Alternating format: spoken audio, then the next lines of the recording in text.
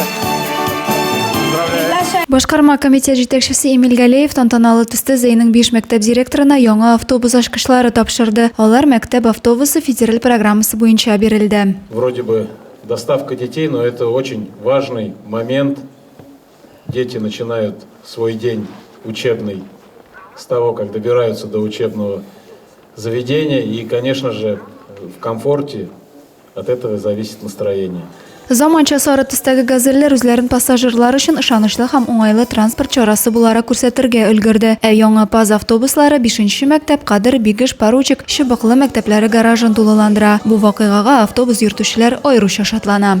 Балаларын безопасностьны үйләренә мәктәпкә бара, мәктәптән кайтыргайны.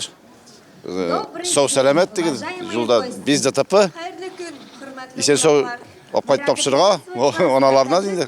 Автобус йөртүчеләрнең һәр кайсы балалар гомере өчен җаваплы, шуңа да бу эштә тәҗрибәле шоферлар хезмәт куя. Василий Мусыгинның машина йөртү стажы 52 ел, Пәнәче Кадыр маршрутында гына ул 10 елдан артык эшли. Юлга догасыз чыкмыйм ди. Работал я сперва Тюгеевка, Чебуклы, а потом с 11 года работаю Пенечи, Кадырова. Ел башыннан Зәй районы мәктәп укучыларын йөртү өчен барлыгы 20 автобус хезмәт күрсәтәчәк. Адилә Борханова, Александр Тимофеев, Денис Ипатов, Зәй хәбәрләре.